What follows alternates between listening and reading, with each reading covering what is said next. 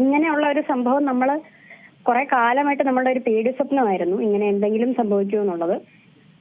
അപ്പൊ അത് വളരെ വേദനാജനകമാണ്. പക്ഷെ ഇത്രയൊക്കെ സംഭവിച്ചിട്ടും എന്തെങ്കിലും ഒരു മാറ്റം ആ റോഡിനെങ്കിലും വരുത്തിയാൽ വലിയ ഒരു, കാരണം ഈ റൂട്ടിൽ പോകുന്ന ഒരുപാട് ആൾക്കാർ, സ്ഥിരം യാത്രികര് ഒരുപാട് പേരുണ്ട്. തുറവൂർ, അരൂർ കടന്നു കിട്ടേണ്ടവര്, സ്ഥിരം യാത്രികരുടെ, പ്രത്യേകിച്ച് മഴ കൂടെ ആയതിനു ശേഷം ആ റോഡ് വളരെയധികം പരിതാപകരമാണ്. അതിന് സർവീസ് റോഡുകൾ മര്യാദയ്ക്ക് ചെയ്തിട്ടില്ല.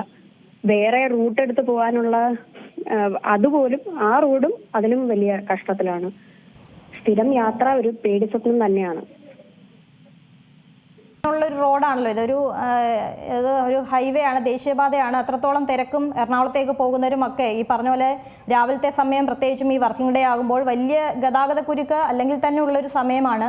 അതിൻ്റെ കൂടെ ഇത്തരത്തിലുള്ള ഈ റോഡ് പണിയാകുമ്പോൾ അത്രത്തോളം ബുദ്ധിമുട്ടാകുന്നുള്ള കാര്യം കൃത്യമായി നമുക്ക് മനസ്സിലാവുന്നതാണ്. ഇതിലൊരു അധികാരികളൊന്നും അവിടെ എന്തെങ്കിലും ഒരു തരത്തിലുള്ള ഒരു നടപടിയിലേക്ക് കടക്കുകയോ അല്ലെങ്കിൽ ഈ പറഞ്ഞ പോലെ വഴിതിരിച്ചു വിടാനോ അങ്ങനെ എന്തെങ്കിലും ഒരു സംവിധാനം അവിടെ ഉണ്ടോ?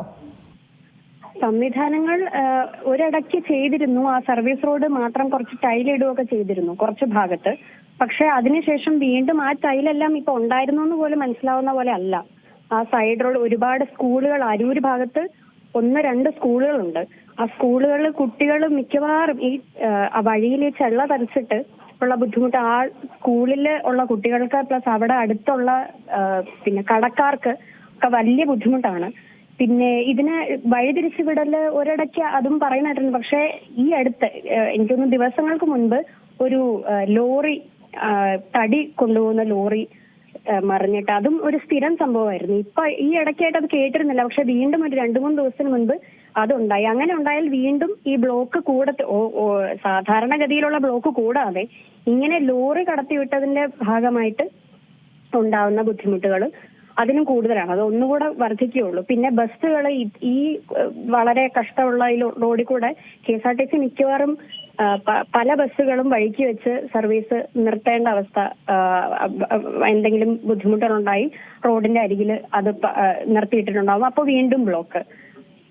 പിന്നെ അരൂക്കുറ്റിയിൽ നിന്ന് കയറുന്ന ഭാഗത്ത്, അരൂർ ഭാഗത്ത് ഒരു 1.5 കിലോമീറ്റർ എന്തായാലും എല്ലാ ദിവസവും എന്തായാലും ബ്ലോക്കാണ്.